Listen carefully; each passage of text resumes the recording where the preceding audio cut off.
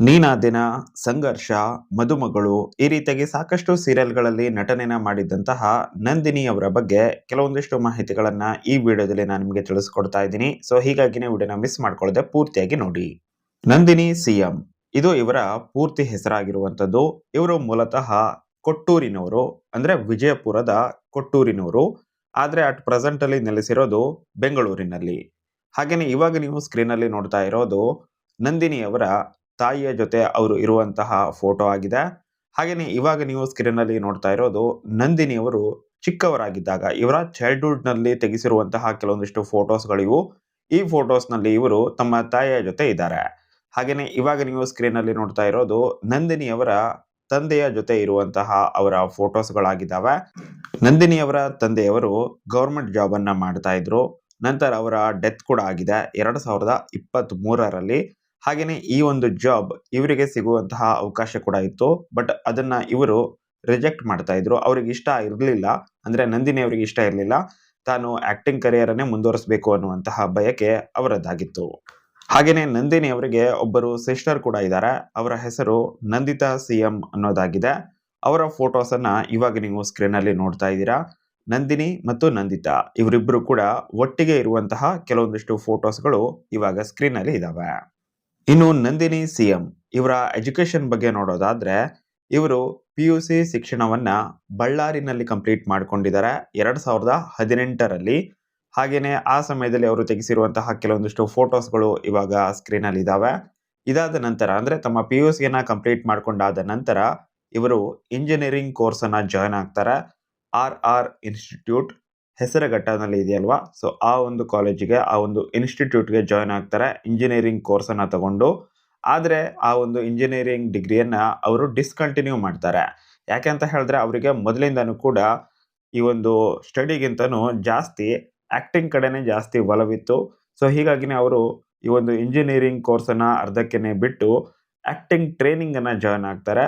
ರಾಜರಾಜೇಶ್ವರಿ ನಗರದಲ್ಲಿ ಇರುವಂತಹ ಒಂದು ಆಕ್ಟಿಂಗ್ ಟ್ರೈನಿಂಗ್ ಸ್ಕೂಲ್‌ಗೆ ಇವರು ಜಾಯ್ನ್ ಆಗ್ತಾರೆ. ಇದಾದ ನಂತರ ಇವರಿಗೆ ಟಿಕ್‌ಟಾಕ್ ಅಲ್ಲಿ ಕಾಣಿಸಿಕೊಳ್ಳುವಂತಹ ಒಂದು ಇಷ್ಟ ಕೂಡ ಇರುತ್ತೆ. ಸಾಕಷ್ಟು ಟಿಕ್‌ಟಾಕ್‌ಗಳನ್ನ ಕೂಡ ಮಾಡ್ತಾ ಇದ್ರು. ಹಾಗೇನೆ ಸೀರಿಯಲ್‌ಗಳಿಗೆ ಟ್ರೈ ಕೂಡ ಮಾಡ್ತಾ ಇದ್ರು. ಅಂದ್ರೆ ಆಡಿಷನ್ ಅನ್ನು ಕೂಡ ಕೊಡ್ತಾ ಇದ್ರು.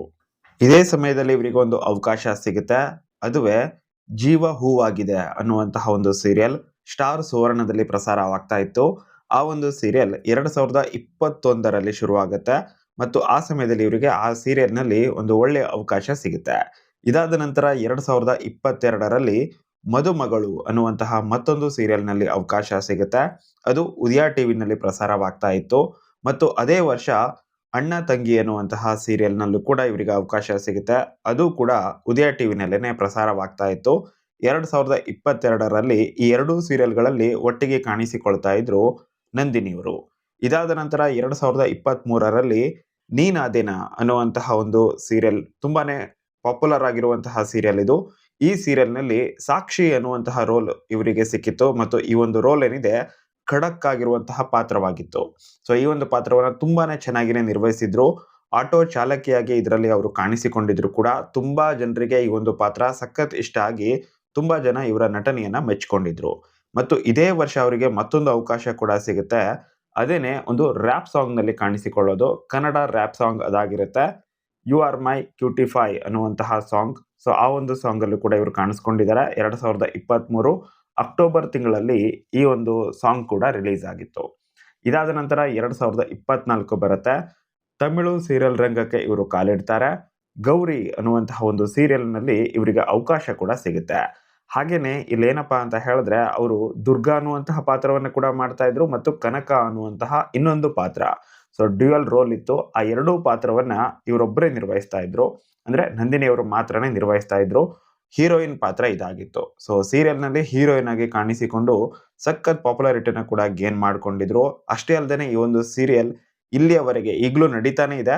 ಬರೋಬ್ಬರಿ 600 ಎಪಿಸೋಡ್‌ಗಳನ್ನ ಕಂಪ್ಲೀಟ್ ಮಾಡ್ಕೊಂಡಿದೆ. 600 ಎಪಿಸೋಡ್‌ಗಳನ್ನ ಕಂಪ್ಲೀಟ್ ಮಾಡ್ಕೊಂಡು ಒಳ್ಳೆಯ ಟಿಆರ್‌ಪಿನ ಗೇನ್ ಮಾಡ್ಕೊಂಡು ಮುನ್ನುಗ್ತಾ ಇತ್ತು ಈ ಒಂದು ಸೀರಿಯಲ್.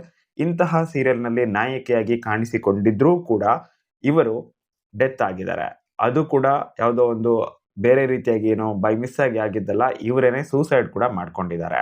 ಇಲ್ಲಿ ಒಂದು ರೀತಿಯಾಗಿ ವಿಚಿತ್ರ ಅನ್ಸೋದೇನಪ್ಪಾ ಅಂತ ಹೇಳಿದ್ರೆ, ಇದೇ ಡಿಸೆಂಬರ್ 27ಕ್ಕೆ ಅವರು ತಮ್ಮ ಇನ್‌ಸ್ಟಾಗ್ರಾಮ್ ಪೇಜ್‌ನಲ್ಲಿ ಗೌರಿ ಸೀರಿಯಲ್‌ಗೆ ಸಂಬಂಧಪಟ್ಟ ಹಾಗೆ ಒಂದು ಪ್ರೊಮೋನ ಕೂಡ ಶೇರ್ ಮಾಡ್ಕೊಂಡಿದ್ದಾರೆ. ಸೊ ಇಲ್ಲಿಯ ತನಕ ತುಂಬಾನೇ ಖುಷಿಯಾಗಿದ್ದಂತಹ ಇವರು ಸಡನ್ ಆಗಿ ಈ ರೀತಿಯಾಗಿ ಯಾಕೆ ನಿರ್ಧಾರವನ್ನ ತೆಗೆದುಕೊಂಡ್ರು ಅನ್ನೋದೇ ಎಲ್ಲರ ಮೈಂಡಲ್ಲಿ ಹಾಗೆ ಉಳಿದಿರುವಂತಹ ಒಂದು ಪ್ರಶ್ನೆಯಾಗಿದೆ. ಹಾಗೇನೇ ಇಲ್ಲಿ ಒಂದು ಕೋಇನ್ಸಿಡೆನ್ಸಾ ಅಥವಾ ಇದು ಏನಂತಾನೆ ಅರ್ಥ ಆಗ್ತಾ ಇಲ್ಲ. ಸೊ ಕಾಕತಾಳೀಯ ಅಂತಾನೆ ಇದನ್ನ ನಾವು ಕರಿಬೇಕಾಗಿರತ್ತೆ. ಯಾಕೆ ಅಂತ ಹೇಳಿದ್ರೆ ಈ ಒಂದು ಸೀರಿಯಲ್ ಗೌರಿ ಅನ್ನುವಂತಹ ಸೀರಿಯಲ್‌ನಲ್ಲಿ ಇವರು ಒಂದು ಪಾತ್ರವನ್ನ ನಿರ್ವಹಿಸಿದ್ರು. ಒಂದಲ್ಲ 2 ದುರ್ಗಾ ಮತ್ತೆ ಕನಕ ಅನ್ನುವಂತಹ ಪಾತ್ರ. ಇದ್ರ ಬಗ್ಗೆ ಈಗಾಗಲೇ ನಾನು ನಿಮ್ಗೆ ಹೇಳಿದ್ದೀನಿ.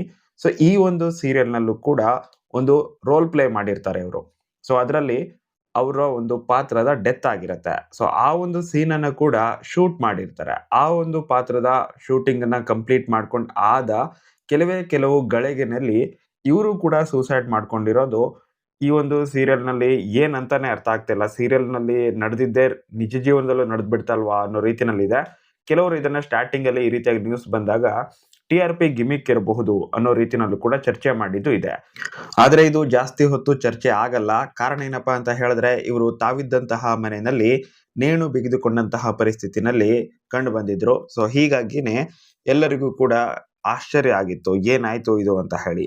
ಅಷ್ಟಕ್ಕೆ ಇವರು ಆತ್ಮಹತ್ಯೆ ಮಾಡ್ಕೊಂಡಿದ್ದು ಎಲ್ಲಿ ಅಂತ ಹೇಳಿದ್ರೆ ಕೆಂಗೇರಿನಲ್ಲಿ ಅಂದ್ರೆ ಬೆಂಗಳೂರಿನ ಕೆಂಗೇರಿನಲ್ಲಿ ಒಂದು ಪೇಯಿಂಗ್ ಗೆಸ್ಟ್ ಆಗಿ ಇವರಿದ್ರು. ಅಂದ್ರೆ ಪಿಜಿನಲ್ಲಿ ಇವರಿದ್ರು.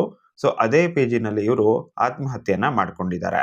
ಹಾಗೇನೆ ಈ ರೀತಿಯಾಗಿ ಆತ್ಮಹತ್ಯೆ ಮಾಡ್ಕೊಂಡಿರೋದು ಡಿಸೆಂಬರ್ 28 ರಾತ್ರಿ 11:16ರ ನಂತರ ಮತ್ತು 12:30 AM ಅಂದ್ರೆ ಮಧ್ಯರಾತ್ರಿ 12:30 AM.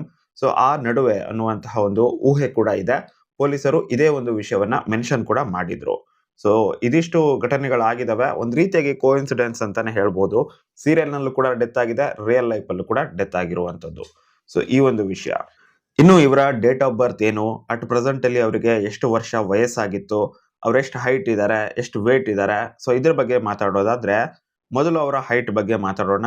ಇವರು 5.3 ಫೀಟ್ ಹೈಟ್ ಇದ್ದು ಅರೌಂಡ್ 52 ಕೆಜಿ ವೇಟ್ ಇದ್ರು ಅನ್ನುವಂತಹ ಒಂದು ಮಾಹಿತಿ ಇರುವಂತದ್ದು. ಇನ್ನು ಇರುವ ಡೇಟ್ ಆಫ್ ಬರ್ತ್ ಅನ್ನ ನೋಡೋದಾದ್ರೆ ಸೆಪ್ಟೆಂಬರ್ 30, 2000ನೇ ಇಸ್ವಿ. ಎಕ್ಸಾಕ್ಟ್ ಆಗಿ 2000ನೇ ಇಸ್ವಿನಲ್ಲಿ ಇವರು ಜನಿಸಿದ್ದು ಅಂತ ಹೇಳಿದ್ರೆ ಅಟ್ ಪ್ರೆಸೆಂಟ್ ಅಲ್ಲಿ ಅವರಿಗೆ 26 ವರ್ಷ ವಯಸ್ಸಾಗುತ್ತೆ. ಕೇವಲ 26 ವರ್ಷ ವಯಸ್ಸಿನಲ್ಲೇನೆ ಸಾಕಷ್ಟು ಸೀರಿಯಲ್‌ನಲ್ಲಿ ಕಾಣಿಸಿಕೊಂಡು ಒಂದು ಪ್ರಮುಖವಾದಂತಹ ಸೀರಿಯಲ್‌ನಲ್ಲಿ ಹೀರೋಯಿನ್ ಆಗಿ ಕಾಣಿಸಿಕೊಂಡು ಅದರಲ್ಲೂ ಕೂಡ ತಂದೆಯ ಒಂದು ಜಾಬ್ ಗವರ್ನಮೆಂಟ್ ಜಾಬ್ ಹೋಗಿತ್ತು.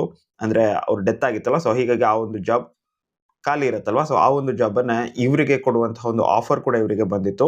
ಬಟ್ ಅದನ್ನ ಕೂಡ ರಿಜೆಕ್ಟ್ ಮಾಡಿ ತಾನು ಆಕ್ಟಿಂಗ್ ಅಲ್ಲೇ ಮುಂದುವರಿತೀನಿ ಎನ್ನುವಂತಹ ಒಂದು ನಿರ್ಧಾರವನ್ನ ಮಾಡಿದಂತಹ ನಂದಿನಿಯವರು ಇವಾಗ ಆಕ್ಟಿಂಗ್ ಅನ್ನ ಕೂಡ ಬಿಟ್ಟು ಜೊತೆಗೆ ಇಹಲೋಕವನ್ನ ಕೂಡ ಬಿಟ್ಟು ಇವರು ಹೊರಟಿದ್ದಾರೆ. ಸೊ ಏನಾಗಿತ್ತು ಅವರ ರಿಯಲ್ ಲೈಫ್ ಅಲ್ಲಿ ಅನ್ನುವಂತಹ ವಿಷಯ ಇನ್ನೂ ತನಕ ಕ್ಲಿಯರ್ ಆಗಿ ಗೊತ್ತಾಗಿಲ್ಲ.